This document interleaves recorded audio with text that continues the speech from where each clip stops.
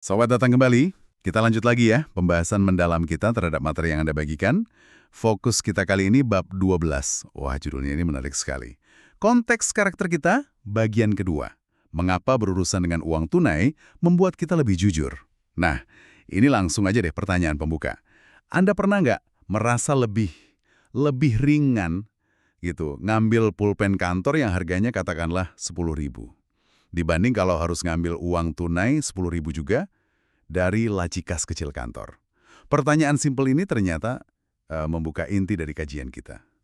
Hari ini kita mulai dari satu eksperimen klasik nih yang ada di catatan Anda di asrama mahasiswa MIT, Massachusetts Institute of Technology. Coba Anda bayangkan ya, ada kulkas umum gitu. Di beberapa kulkas ditaruh 6 kaleng kok dingin.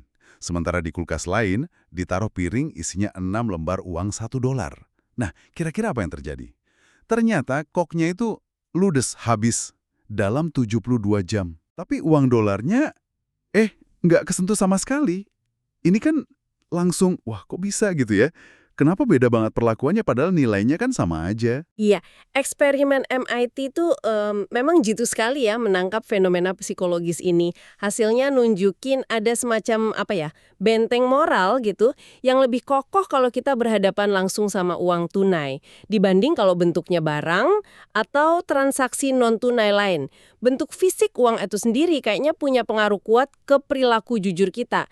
Kita akan coba telusuri bareng nih kenapa jarak dari wujud fisik uang ini bisa mengubah standar moral kita. Menarik sekali. Jadi, kita balik lagi ke contoh pulpen tadi. Atau contoh Coke di kulkas MIT itu ya. Kaleng Coke jelas bukan uang. Diambil aja gitu sama mahasiswa. Di catatan Anda disebut habis nggak bersisa dalam 3 hari. Betul. Sementara uang tunainya 6 lembar $1, nilainya sama persis, dibiarin aja. Di tempat umum yang sama selama 3 hari penuh. Nggak ada yang berani ngambil. Ini kan bukan lagi soal nilai ekonomisnya ya, tapi soal persepsi kita tentang mengambil sesuatu yang bentuknya uang tunai versus mengambil barang. Uang tunai itu seolah-olah punya lapisan makna moral tambahan gitu. Ini persis kayak dilema pulpen kantor tadi ya. Ngambil pulpen buat anak di rumah rasanya, nggak apa-apa lah gitu kan kata sumbernya. Tapi kalau ngambil uang tunai dengan nilai sama dari kas kecil, wah rasanya lebih berat, lebih kerasa salahnya. Kok bisa gitu ya? Penjelasan psikologisnya gimana tuh? Kuncinya itu ada di konsep jarak psikologis dari uang tunai. Jadi ketidakjujuran, bahkan yang kecil-kecilan, itu rasanya lebih gampang dilakuin dan dibenarkan kalau ada langkah perantara. Ada jarak gitu antara tindakan kita sama uang tunainya. Kita ini, manusia, ternyata pinter banget merasionalisasi tindakan. Ngambil pulpen, bisa aja bilang ini kan fasilitas kantor. Atau, alah semua orang juga gitu kok. Ngambil kok dari kulkas bersama, mungkin mikir, kemarin kok saya juga hilang, jadi kayak impas gitu. Selalu ada aja cerita pembenarannya. Dan kalau kita lihat skala yang lebih gede, polanya kelihatan jelas ya di berbagai skandal yang disinggung di materi Anda. Kayak skandal akuntansi Enron dulu, terus praktik backdating opsi saham itu loh. Mundurin tanggal pemberian opsi biar harganya rendah buat untung eksekutif. Atau lobby politik yang pakai fasilitas mewah, bukan amplop isi uang. Atau perusahaan farmasi yang bayarin liburan dokter, bukan kasih uang saku. Bener juga ya, jarang banget gitu melibatkan serah terima uang tunai langsung terang-terangan. Betul sekali, selalu ada perantaranya. Entah itu barang, jasa, perjalanan, atau mekanisme keuangan yang rumit, perantara ini yang menciptakan jarak. Jadi rasanya beda aja gitu, dari sekedar ngasih atau nerima uang suap langsung. Rasionalisasinya jadi lebih gampang. Oh ini bukan suap, ini biaya entertain. Atau ini kan fasilitas buat mitra bisnis. Padahal intinya bisa jadi sama aja. Nah, untuk ngebuktiin seberapa kuat sih efek jarak ini, ada lagi nih eksperimen lain yang dijelasin di catatan Anda. Kali ini dari Harvard. Ini cerdas banget eksperimennya. Mahasiswa diminta ngerjain soal matriks, nyari pasangan angka yang jumlahnya 10. Terus mereka dibayar berdasarkan jumlah jawaban benar yang mereka laporkan sendiri.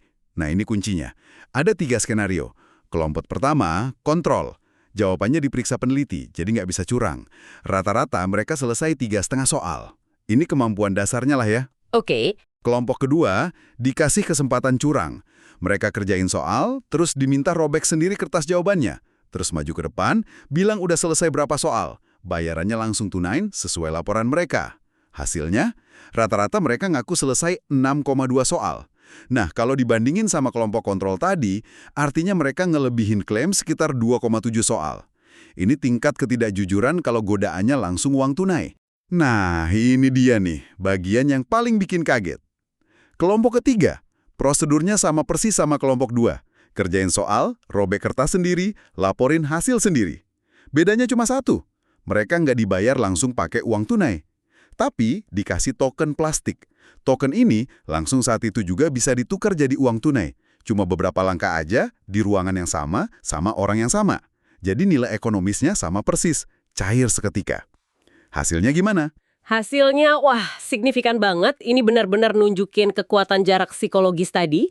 Kelompok yang dibayar pakai token ini, mereka ngaku menyelesaikan rata-rata 9,4 soal. Wow. Iya, ini artinya mereka ngelebihin klaim mereka sebanyak 5,9 soal. Wah. Coba bandingin sama yang dibayar tunai langsung. Tadi kan ngelebihin 2,7 soal. Tingkat kecurangannya jadi lebih dari 2 kali lipat. Gila, beda jauh ya? Hanya karena ada token plastik sebagai perantara sesaat, padahal token itu kan nggak ada nilainya kecuali buat ditukar uang detik itu juga. Tapi orang jadi jauh lebih berani nggak jujur. Luar biasa bedanya. Jadi meskipun token itu bisa langsung jadi duit, fakta bahwa yang dipegang itu bukan uang fisik, itu udah cukup gitu ya buat ngelonggarin batas moral? Apa karena rasanya kayak mainan atau kurang serius gitu kali ya? Bisa jadi begitu. Token itu menciptakan semacam penyangga atau buffer psikologis. Ngambil atau menerima token rasanya kurang punya bobot moral dibanding ngambil atau nerima lembaran uang. Nggak kerasa kayak nyuri uang beneran meskipun ya fungsinya sama aja dan imbalannya langsung didapat. Ini nunjukin betapa rapuhnya ya kejujuran kita kalau ada sedikit aja jarak dari wujud fisik uang.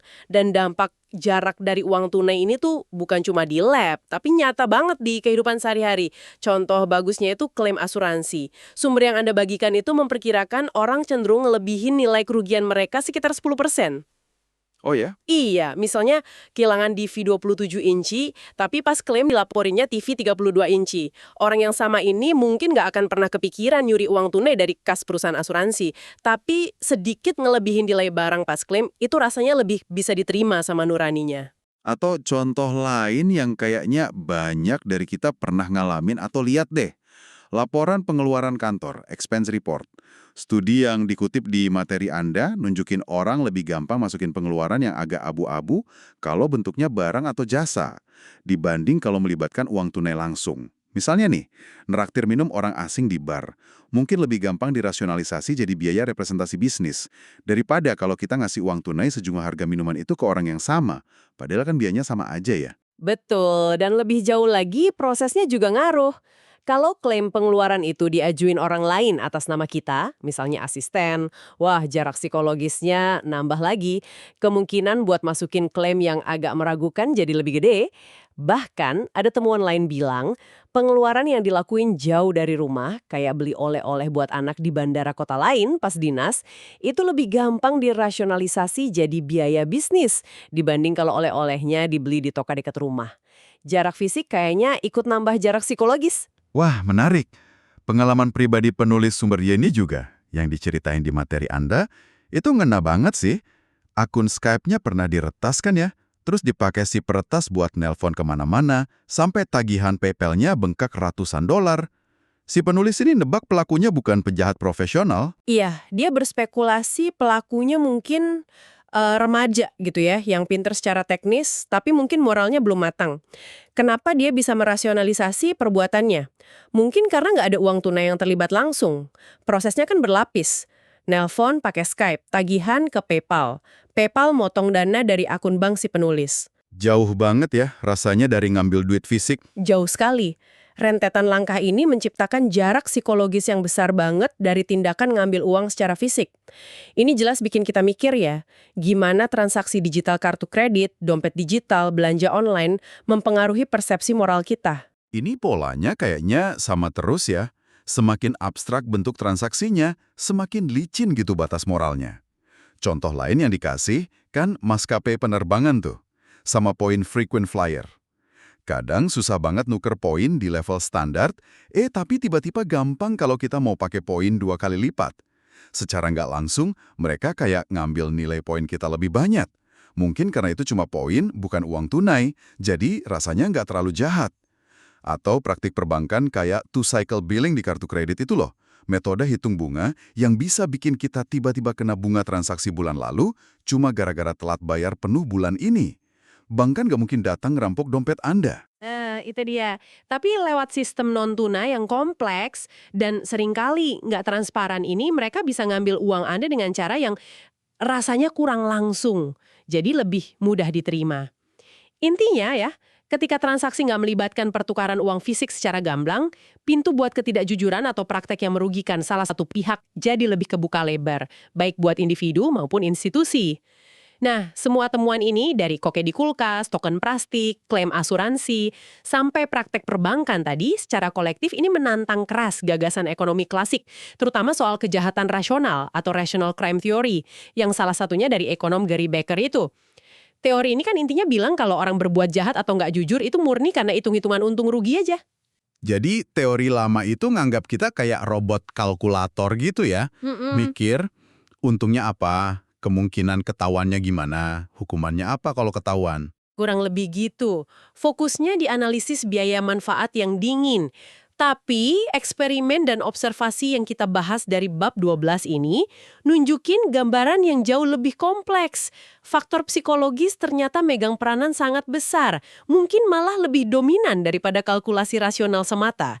Terutama ya itu tadi, faktor jarak dari uang tunai dan kemampuan luar biasa kita buat menasionalisasi nyari pembenaran, supaya tindakan kita yang mungkin agak curang itu tetap kerasa nggak apa-apa. Ini bukan cuma soal untung rugi finansial, tapi juga soal ngejaga citra diri kita sebagai orang yang relatif baik dan bermoral. Oke. Mari kita coba tarik benang merahnya nih dari kajian mendalam kita soal bab 12 ini. Tampaknya, wujud fisik uang tunai itu sendiri bertindak kayak semacam jangkar moral gitu ya. Sesuatu yang konkret, yang bikin kita mikir dua kali sebelum bertindak nggak jujur. Semakin kita jauh dari transaksi tunai, apakah itu lewat token, poin loyalitas, klaim elektronik barang pengganti, atau transaksi digital yang serba abstrak, semakin gampang buat kita sedikit ngelonggarin aturan demi keuntungan pribadi. Dan yang perlu digarisbawahi nih, seringkali kita ngelakuin penyesuaian kecil ini tanpa sadar sepenuhnya. Atau tanpa secara aktif nimbang aspek moralnya.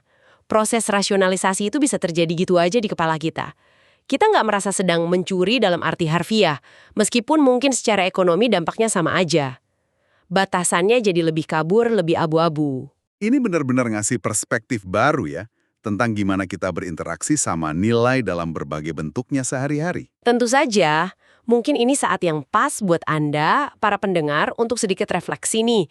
Coba pikirkan deh, gimana prinsip jarak dari uang tunai ini mungkin bermain dalam kehidupan Anda. Waktu ngisi laporan pengeluaran kantor terakhir kali misalnya, atau pas nukerin poin kartu kredit atau poin penerbangan. Pas transaksi online yang rasanya cepet banget dan gak kelihatan uangnya.